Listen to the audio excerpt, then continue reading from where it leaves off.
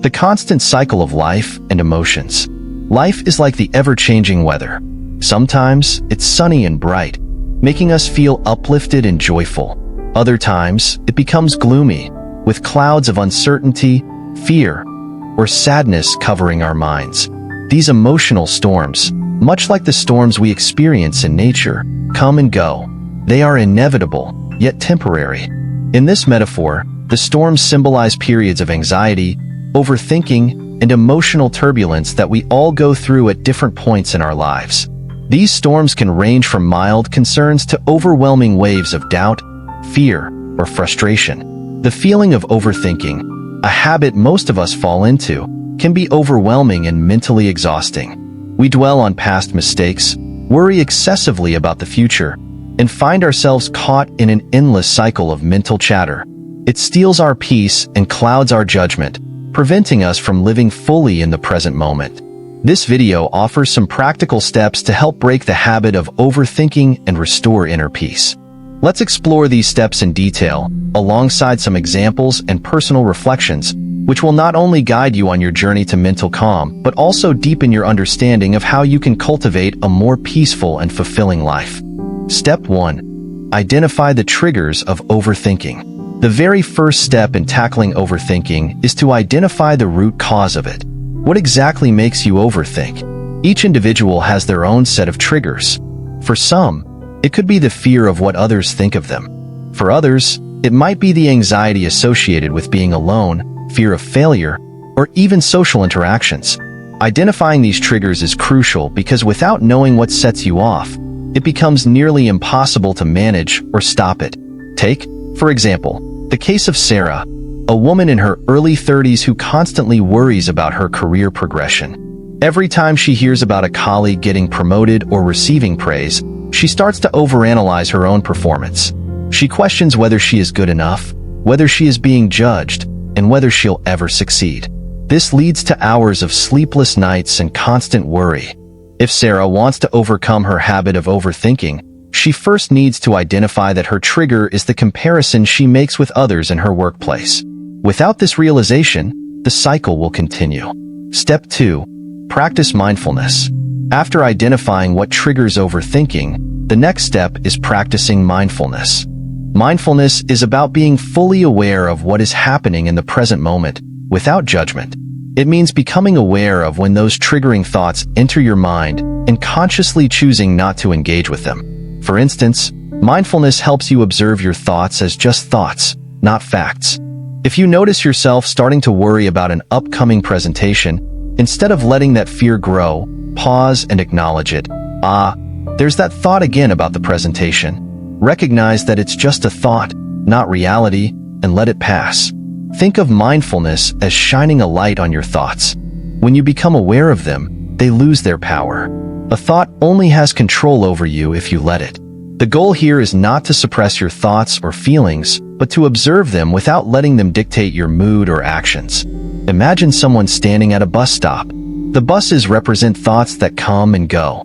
Instead of boarding each bus or following each thought, mindfulness teaches us to simply let them pass by. We don't have to go on every mental journey our mind offers. Step 3. Challenge your thoughts. Once you have identified your trigger and practiced mindfulness, the next step is to challenge those thoughts. Overthinking often comes from our mind projecting worst-case scenarios that rarely, if ever, come true. It's important to ask yourself, is this thought based on reality, or is it just my imagination running wild? More often than not, you'll find that the situations you're worried about are far from realistic. Consider the example of Tom, who is terrified of public speaking. Before every presentation, he overthinks every possible mistake he could make, tripping on stage, forgetting his lines, or being ridiculed by his audience. When he takes a step back and really thinks about it, however, he realizes that these fears are largely unfounded. In the past, he's given plenty of presentations, and none of those worst-case scenarios have ever happened. Challenging your thoughts means recognizing when your mind is exaggerating or catastrophizing. When you start to see your thoughts for what they are, just thoughts, not predictions of the future, you gain the ability to stop them from spiraling out of control. Step 4. Take action. Small steps make a big difference. One of the most powerful antidotes to overthinking is action. Overthinking often stems from a feeling of helplessness or being stuck in a situation. Taking action, even small steps, can break this cycle and build confidence. Let's revisit Sarah, who was worried about her career. After identifying her trigger and practicing mindfulness, she decides to take a small step by scheduling a meeting with her manager to discuss her career goals. This small action not only gives her a sense of control, but also helps her gain clarity and set realistic expectations for her professional growth. Taking action doesn't mean you have to make drastic changes. Sometimes, it's as simple as taking a walk when you feel overwhelmed, having a conversation with a friend, or tackling one item on your to-do list. Each small step helps reduce the sense of paralysis that overthinking can create. Another example comes from Lisa, who has a fear of traveling alone. Instead of overthinking all the potential risks, she decides to take a small trip to a nearby town for a day. This small action builds her confidence and shows her that her fears are often unfounded. Step 5. Seek help when needed. Sometimes, despite our best efforts, we may still feel overwhelmed by overthinking. In such cases, it's important to remember that seeking help is a strength, not a weakness. Whether it's talking to a trusted friend, family member, or professional counselor, sharing your thoughts and getting support can make a significant difference. Statistically, overthinking affects a large number of people.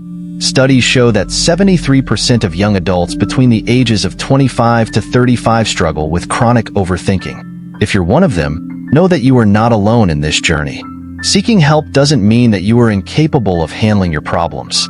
On the contrary, it shows that you recognize the importance of mental health and are proactive in taking care of yourself. Whether through therapy, group discussions, or simply opening up to someone you trust, you'll find that talking about your struggles can bring immense relief. Lessons learned and moving forward. In conclusion, the battle with overthinking is one that many of us face, but it doesn't have to control our lives. By following these steps, identifying triggers, practicing mindfulness, challenging thoughts, taking action, and seeking help, we can break free from the cycle of overthinking and reclaim our peace of mind.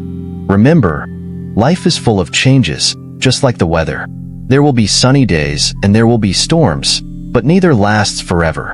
The key is to navigate these changes with awareness, resilience, and the courage to take action, one small step at a time. Ultimately, overcoming overthinking is not about eliminating all worries, but about learning to manage them in a way that allows you to live a more peaceful, fulfilling life. You have the tools, and now it's time to start your journey toward a calmer mind and a happier life.